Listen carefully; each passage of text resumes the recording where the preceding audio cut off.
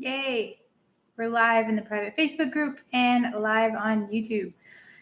It is Wednesday, the first Wednesday of October. How in the world is it already October? Sorry, my phone is like so much higher than my computer, so I feel like I'm having a hard time looking at both places. But anyways, how is it October already? This year has literally gone by so fast. But if you're new, then I just want to let you know every first Wednesday of the month, I go live answering all of your photography business and marketing questions. So excited if you're here, and if you're rewatching, I'm glad that you're here as well. So give me a comment and let me know where you guys are joining from and what photography genre do you specialize in? I'd love to know that. If you've been following for long, you know that the last video that I released, I'm taking a little hiatus, a little break from doing videos. I definitely will be back, but it was just feeling I thought I'd just talk a little bit while everybody's joining about resistance and rest and flow and forcing things. Because I think as entrepreneurs and business owners, we typically tend to be pretty driven. And so when we think that we need to do something, then we kind of go after it and we're just like, okay, I have to do this. Or there's so much noise everywhere. You should be doing this. You should be blogging. You should be focusing on your SEO, and you should be doing IPS. And there's all of these things that people are telling us that we should be doing. But if you ever come up in a place in your business where you feel resistance and something just doesn't feel in flow, just wanted to give you guys permission. It's okay to not do it. It's okay if you're feeling overwhelmed to put some things on the side burner, take some rest, and kind of just take some space for yourself. And then if you do that and just focus on the things that feel that they're in flow. Hey, Kira. If you focus on those things that feel more in flow and less resistance, then you're going to find that those other things that you're feeling resistance to right now will come back into flow when it's meant to be. So I'm saying all of that because videos, I got behind on batching. I was recording I would have all of November's videos recorded this next week so that they would be ready, but I got behind because of traveling, and so I was stressing out about it, and I was feeling a lot of resistance. And I was listening to a video by Kyle Cease, and he was just talking about flow versus force. And it just kind of really hit me hard. And I was like, you know what? There's no reason why I can't just take a little break from making videos, kind of get back centered, give myself some space. So just letting you guys know that I'm still on here doing live Q&A. But in general, I'll be back releasing videos. I don't know if it's going to be, a couple more weeks or a couple more months. Maybe it's next year. I don't know. But just giving myself some space and some grace, and wanting to let you guys know to give yourself permission to do that too. I can't even tell you how much of a huge weight was lifted off of me when I did that. So, and everything seems to be just really working in flow now versus having that resistance. So Q&A, if you guys have questions, definitely type them in the chat and I will get to them if I can. I do have some that were already sent in previously, so I'm going to go over those. But tell me where you guys are joining from. I'd love to know. Okay, so first question, where is it? Oh. Don't want to close out YouTube. Let's see. Oh, what is the best CRM for photographers? I think this is just going to depend on what you're wanting to use your CRM for, like what features that you like. My personal favorite, and I have to say I don't use it because I'm doing less shoots, but most of the photographers in Photography Clients on Demand, my marketing service, are using Dubsado and they love it. There's a lot of great features in there. You can handle all of your clients. And also you can send out contracts. You can collect your retainers through there. You can even send out emails. So let's say 2 weeks before their shoot, it will automatically send out an email. It'll send out a reminder or a confirmation. Hey, your shoot's coming up tomorrow. Here's the things, make sure to come with a clean, moisturized face, or wear clothes that don't have any Well, this would be for boudoir, I guess. Leave any lines that aren't too tight. Maybe if it's for newborns, maybe you have some tips of how, depending on what genre, you have some tips. So that will be sent out automatically. So there's a lot of great things. I know there's also Honeybook, Tave, Iris, I think, is a new one that I've heard of. A couple of people I know have gotten that. So there's a lot of different options. So best is going to be dependent on you and kind of what you're looking for and what it is that you're wanting to do. So I would say do your research, ask around, ask people what they have, ask them what their favorite features are. And a lot of the CRMs actually give you a trial. So you can do a 14-day trial, get in there, and look around, see what there is. That way that you know what features they offer and you can make the best decision for you. But right now, I would probably say Dubsado. We did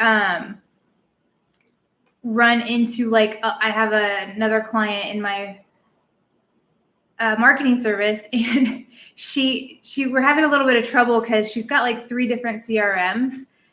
Because there's Haymarket, which is the text messaging for replying to inquiries. And we have Dubsado, which is basically managing the booked clients really well. And then we have Active Campaign for like her drip. So she's like, do I need all of these? And I said, yeah, they all specialize in something different. Active Campaign's like really, really good for your drip and keeping all of your leads in one place. And then Dubsado is fantastic for your booked clients and keeping track of contracts and payments and client notes. And then the Haymarket is just fantastic platform for keeping track of your text messages when you're responding to inquiries. So while it might seem like a lot of different things, it is what it is. So it is what makes the business run well, or you can just do it all manually. Okay, so next question. Make sure you guys are posting any questions and let me know where you're joining from. I know, Carrie, you're joining from North Carolina, and Ronnie's from Denver, Colorado. Laura's from Calgary, Canada. Okay, next question is, what's the best way to organize leads and stay on top of follow-ups? I don't know if you guys have heard me talk about this yet. If you're in my marketing service, you have. But the fortune is in the follow-up. These days, people are so busy. You really just have to keep following up. And if you can create a way that you can follow up in a non-salesy, definitely do that.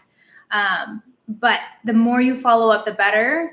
And you'll get a lot more of those leads to convert in those follow-ups. That's why that phrase is there. The fortune is in the follow-up. As far as staying on top of your leads, like our photographers in our marketing service get anywhere between 60 to 100 leads per month. And so staying on top of them, making sure that they have them organized so they know who to follow up with and what process, where people are at in the process of their inquiry flow, then it's really, really important. And the video that I released, I don't know, it was probably a couple weeks ago, maybe a month ago.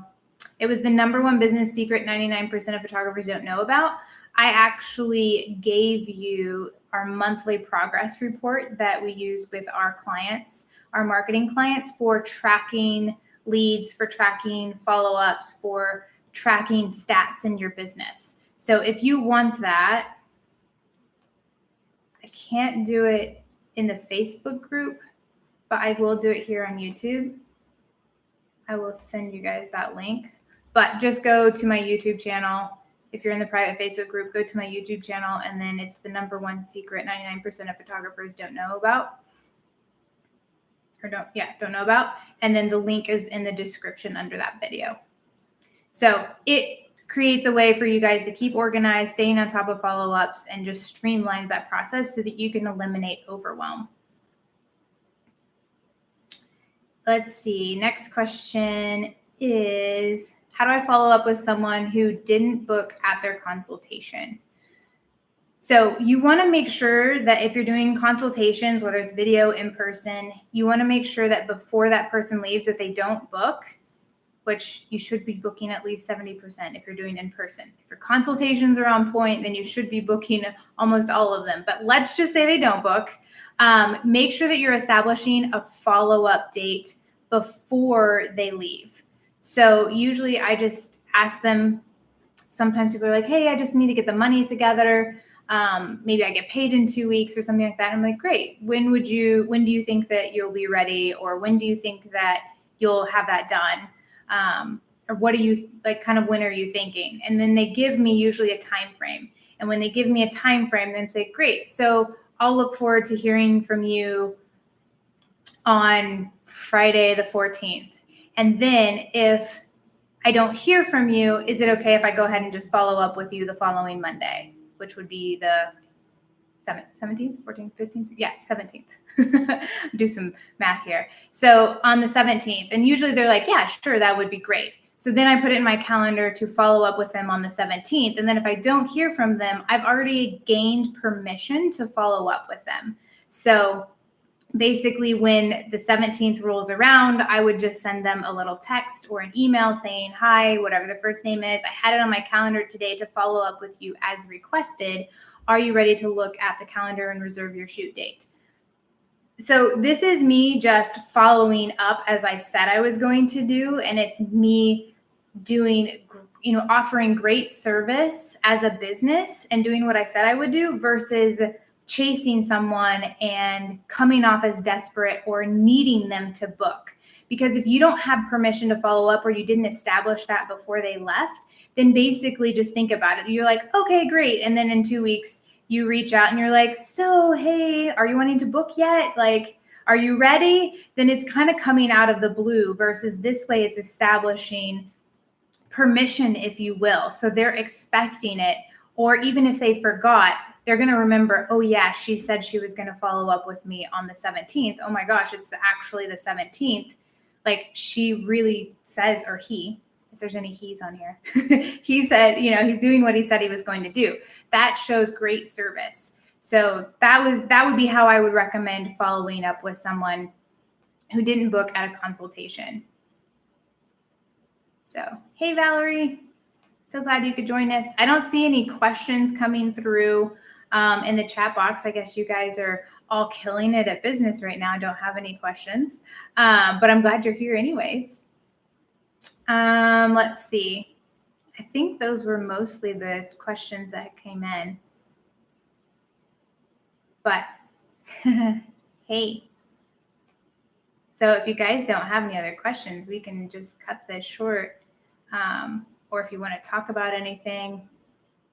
I think there was one more. I skipped it. I don't know why. Can you talk about the difference between Facebook leads versus Google leads? Yes.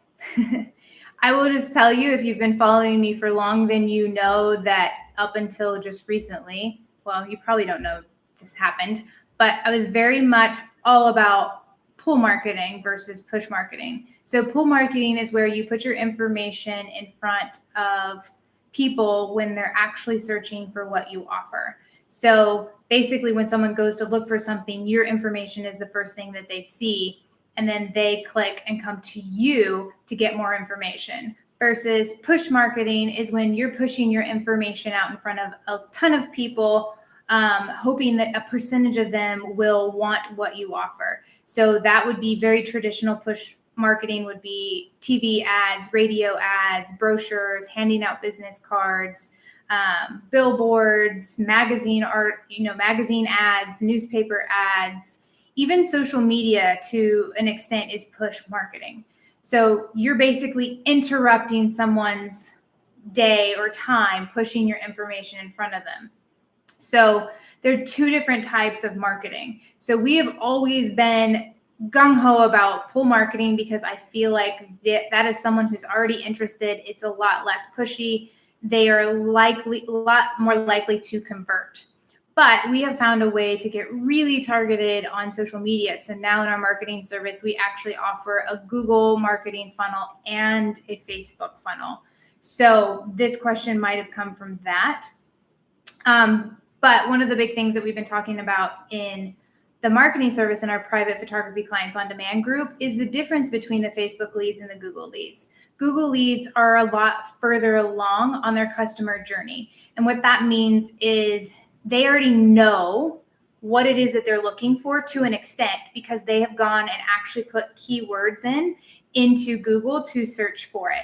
So the way we have our Google Leads set up, you only show your ad for people who have basically put in very specific words. So if you're a newborn photographer in Dallas, they would literally have had to type in newborn photographer, Dallas, Texas, for your ad to show. So you know that when that person comes to your website, that is someone who already knew what they were looking for, and they're coming to you, and then they're going to reach out, if your website's set up to convert properly, to basically, they're going to reach out to you for more information.